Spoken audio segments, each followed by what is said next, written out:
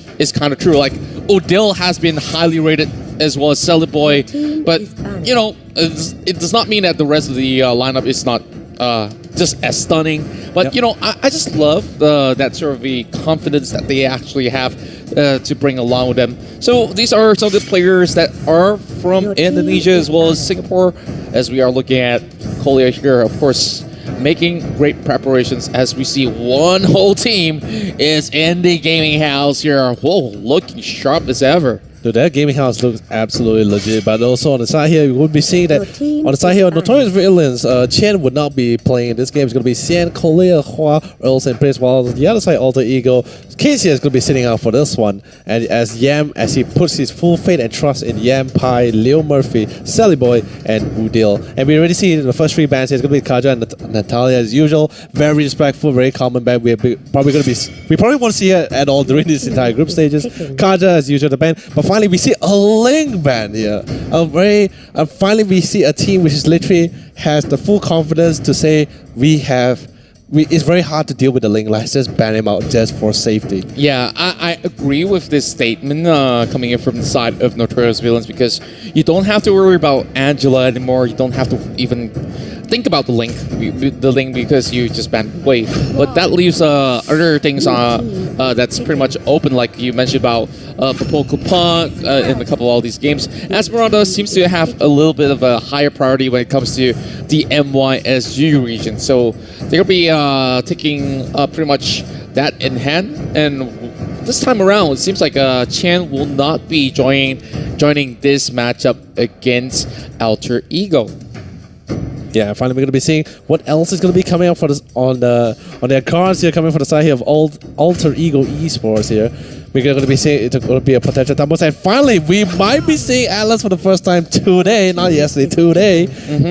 And the thing is, we have been seeing Atlas being commonly banned out because he brings such a huge team fight potential into the game. And I believe that Alter Ego is planning to fully utilize the damage that is going to be coming out with that Fatal Link along with the perfect match combo, along with side with the flicker, because that is actually quite deadly as well. Yeah. But what is going to be the final pick here, coming from the side of Notorious Villains? Well, of course, before we hit into the second phase, they want to pick up Uranus, and there we go.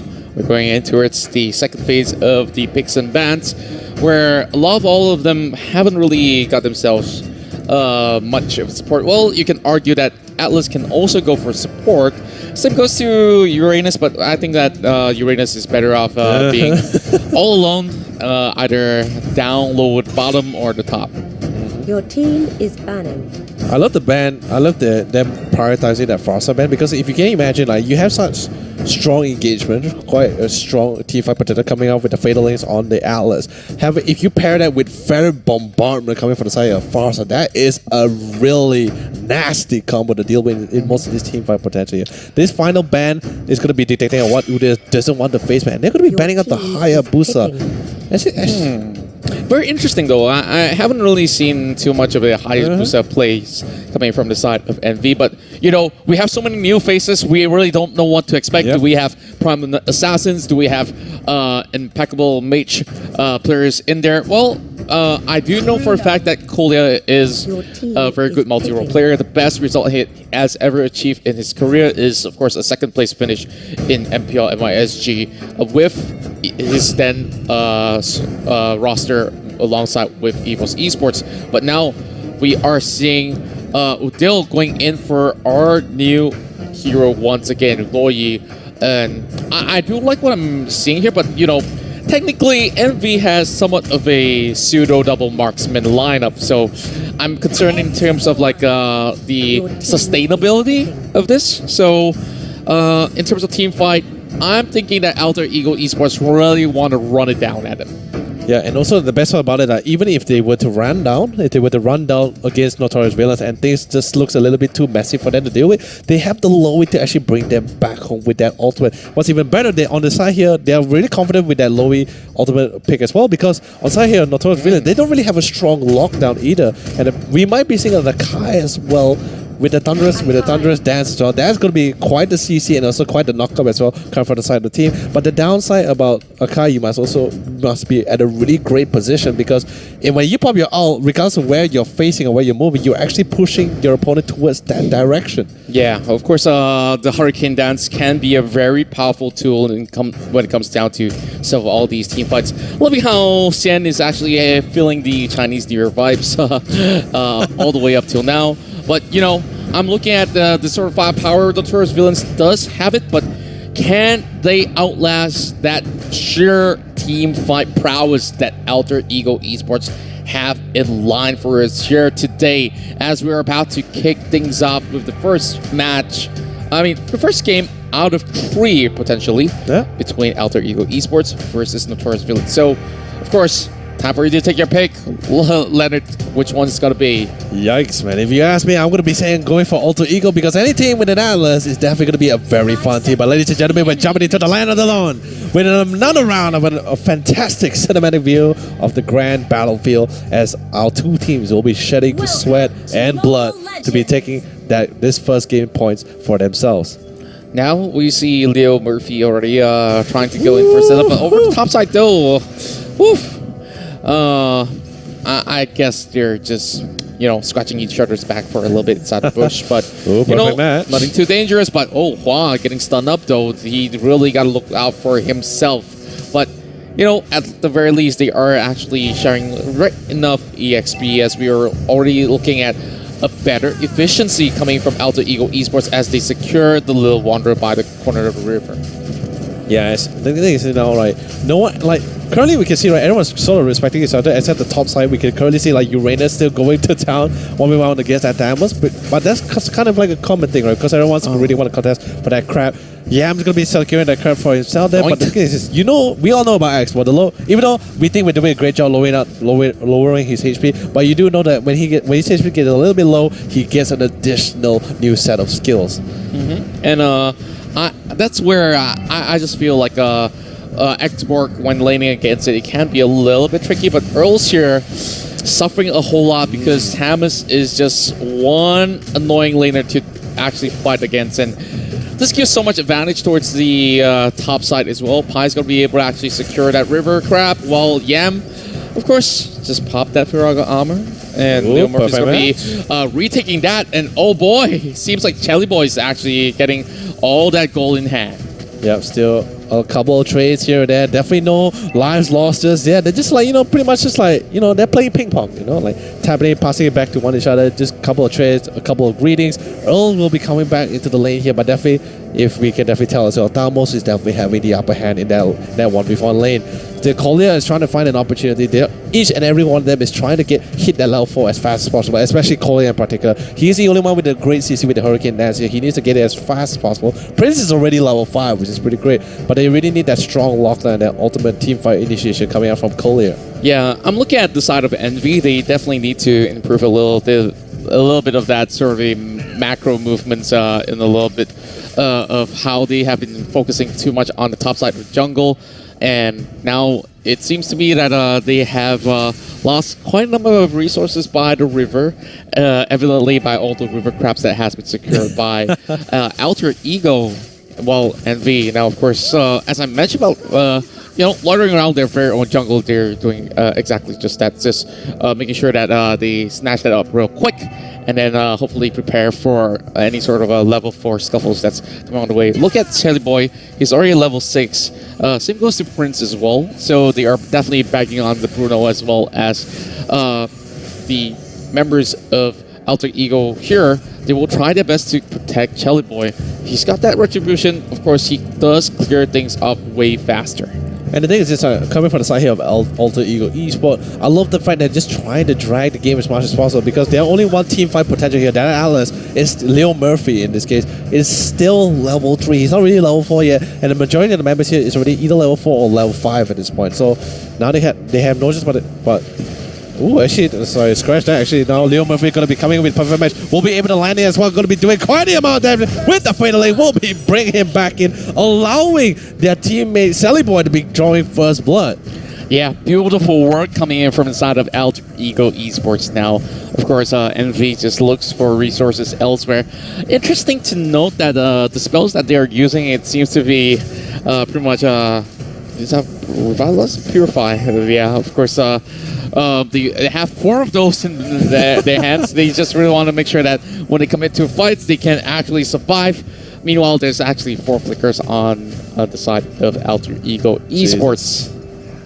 Yeah, I mean, like, Jesus Christ as well, like, 4 flickers, literally, they can either use it to initiate a fight or even get closer to the enemy or even fall back in this case. Like, 4 flickers is, to me, you asked me, it's actually quite common as well. But yeah, it's very common. But the thing is, to me, every time I see it, especially when there's an Alice involved, when there's like a Claw and Thamos, when I see them with a flicker, I'm going to be like, he's going to jump on me. Yeah. When he jumps on me, and that's going to be pretty much the end of me. Yeah, this also means that Kolya actually plays a very vital part. He definitely is no stranger of playing the Kai. Yes, it seems a little bit off meta, but it's still something that he still goes to from time to time. And of course, he's an expert in terms of setting up, so that shouldn't be too much of a problem. But Earl still, 1v1 with Pi doesn't seem like it's a great idea. Pi's going to be regenerating a little bit of health. But over the bout time, meanwhile, Udil secures 1 kill for himself. So Loi, you know, you cannot underestimate her damage. She also has pretty much a passive inbuilt stun if you actually, you know, go a little bit too close. Yep. Earl's gonna be a little bit careful as well because he's running a little bit down low with that mana as well. Because the minute he runs, if he literally hits a little bit down, a little bit low here, I believe Damon's gonna be way more aggressive there, and that's gonna be forcing Earl to go back to base a little bit more longer.